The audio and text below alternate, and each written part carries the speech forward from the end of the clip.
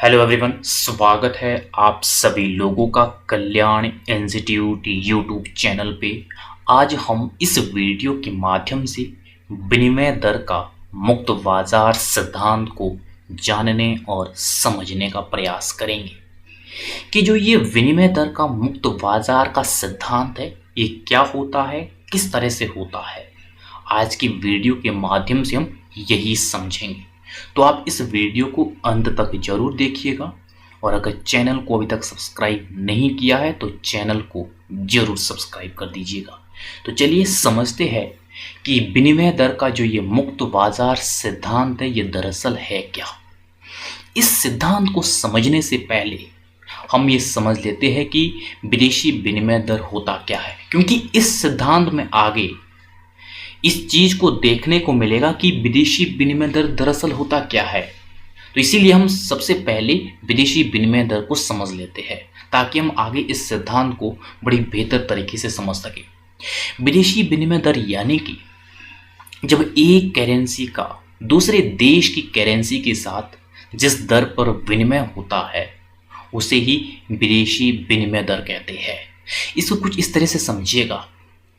जो अमेरिका की जो करेंसी है वो क्या है, वो है डॉलर। तो $1 बराबर, और जो इंडिया की जो करेंसी है वो क्या है, वो है रुपए। तो $1 प्राप्त करने के लिए इंडिया को कितने रुपए देने पड़ेंगे, यही क्या होती है, यही विनिमय दर होती है। हम मान लेते हैं $1 को प्राप्त करने के लिए हमें 80 रुपए देने होते हैं। तो यही क्या है, यही विदेशी विनिमय दर है।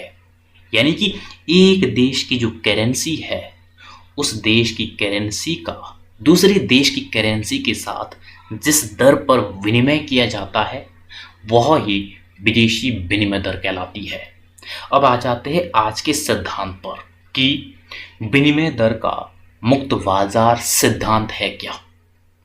मुक्त बाजार सिद्धांत यानी कि जैसे शब्द से प्रतीत हो रहा है, यहाँ पे ओपन मार्केट की बात हो रही है। जब खुले बाजार में, ओपन मार्केट में विदेशी विनिमय दर का निर्धारण होता है, वो भी डिमांड और सप्लाई द्वारा।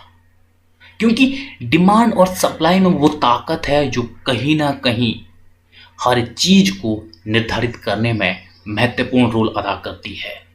तो यहाँ पे विनिमय दर का जो मुक्त बाजार का सिद्धांत है, इसमें खुले बाजार में जो विदेशी विनिमय दर का जो निर्धारण है वो डिमांड और सप्लाई द्वारा होगा। और जब आयात बढ़ते हैं, आयात बढ़ने पर उस निर्यातक देश की जो विदेशी विनिमय है, वहां की जो करेंसी है, उसकी डिमांड बढ़ जाती है। यानी कि दो देश होते हैं जब हम व्यापार करते हैं, एक देश निर्यात करता है और एक देश आयात करता है। इसको मैं एक एग्जांपल के साथ साथ समझते हैं। मान लेते हैं एक है इंडिया और दूसरा है यूएसए। तो ये दो देश है।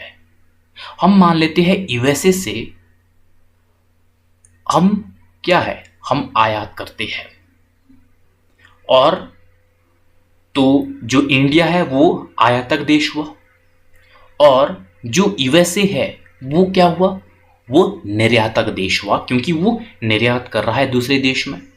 और आयातक देश वो होता है जो दूसरे देश से वस्तुओं को मंगवाता है।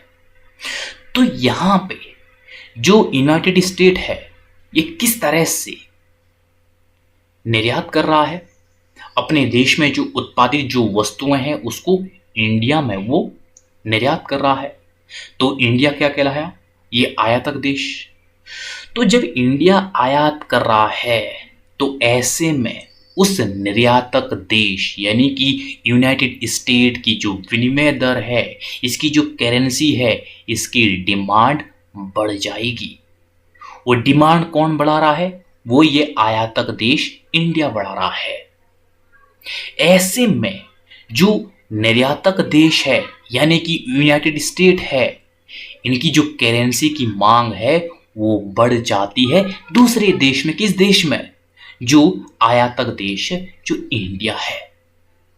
यानी कि साफ साफ ये प्रदर्शित हो रहा है, जो देश निर्यात करता है उस देश की करेंसी की डिमांड बढ़ जाती है, उसकी वैल्यू बढ़ने लगती है। और जब निर्यात बढ़ता है तो ऐसे में जो आयातक देश होता है वो विदेशी विनिमय दर की वो पूर्ति बढ़ा रहा होता है, क्योंकि वो कहीं ना कहीं वस्तुओं का उपभोग कर रहा है दूसरे देश की, तो ऐसे में वो डिमांड अधिक कर रहा है, यानी कि वो पूर्ति बढ़ा रहा है यूनाइटेड स्टेट की जो करेंसी है उसकी। तो ऐसे में जो आयातक देश हुआ वो विदेशी विनिमय दर को निर्यातक देश के लिए वो पूर्ति करेगा। यानी कि जो यहाँ पे यूनाइटेड स्टेट की जो करेंसी की जो डिमांड बढ़ रही है वो किसकी वजह से बढ़ रही है? यहाँ पे इंडिया की वजह से बढ़ रही है, क्योंकि इंडिया इंपोर्ट कर रहा है। तो ऐसे में यूनाइटेड स्टेट की करेंसी की जो सप्लाई है वो कौन करेगा? इंडिया करेगा। तो ऐसे में इस तरह से यूनाइटेड स्टेट की जो करेंसी होगी वो उसकी वैल्यू बढ़ने लगेगी। तो इस तरह से जो विनिमय दर का जो निर्धारण है मुक्त बाजार सिद्धांत के तहत वो ओपन मार्केट में होता है, वो भी डिमांड एंड सप्लाई के द्वारा होता है। क्योंकि हमने यहाँ पे इस एग्जाम्पल के माध्यम से क्या देखा है, जो यूनाइटेड स्टेट की जो करेंसी है उसकी डिमांड बढ़ रही है। क्यों बढ़ रही है? क्योंकि यहाँ की जो गुड्स एंड सर्विसेज है वो दूसरे देश में निर्यात की जा रही है। तो ऐसे में जो देश निर्यात कर रहा है, यहाँ पे इंडिया कर रहा है, तो ऐसे में इंडिया यूनाइटेड स्टेट की जो करेंसी है उसकी डिमांड करेगा, उसके आधार पर वो व्यापार करेगा, उसके आधार पर वो उस वस्तु को आयात कर सकेगा। तो इस तरह से डिमांड और सप्लाई के द्वारा ओपन मार्केट में जब विनिमय दर का निर्धारण होता है तो उसे हम मुक्त बाजार सिद्धांत कहते हैं विनिमय दर का। और जब विदेशी विनिमय दर जब हम संतुलित स्थिति में देखते हैं वो कब होती है, किस तरह से होती है? वो उस दशा में होती है जब विदेशी विनिमय की जो मांग है और विदेशी विनिमय की जो पूर्ति है, जब वो दोनों बराबर होती है, यानी कि डिमांड एंड सप्लाई दोनों ही जब बराबर होती है तो संतुलित विनिमय दर कहलाती है। यानी कि जब विदेशी विनिमय जो दर है उसको अगर हम संतुलित अवस्था में देखते हैं, वो किस स्थिति में देखते हैं? हम उस स्थिति में देख पाते हैं जब विदेशी विनिमय की जो डिमांड है और जो सप्लाई है, जब वो दोनों बराबर होती है, यानी कि डिमांड बराबर जब सप्लाई ये बराबर होगी तो उस स्थिति में संतुलित विनिमय दर होगी। तो इस तरह से यह है विनिमय दर का मुक्त बाजार सिद्धांत। तो आज की इस वीडियो के अंतर्गत हमने मुक्त बाजार का सिद्धांत, विनिमय दर का जो ये मुक्त बाजार का सिद्धांत है, इस सिद्धांत को बड़े ही आसान शब्दों में जानने और समझने का प्रयास किया है। तो मुझे उम्मीद है कि आपके लिए जो ये आज की वीडियो है जिसके अंतर्गत हमने विनिमय दर का मुक्त बाजार का सिद्धांत समझा है, यह आपको काफ़ी उपयोगी रहा होगा। और अगर चैनल को अभी तक सब्सक्राइब नहीं किया है तो चैनल को ज़रूर सब्सक्राइब कर दीजिएगा और मुझे दीजिएगा इजाज़त। और आप सभी लोग का बहुत बहुत शुक्रिया।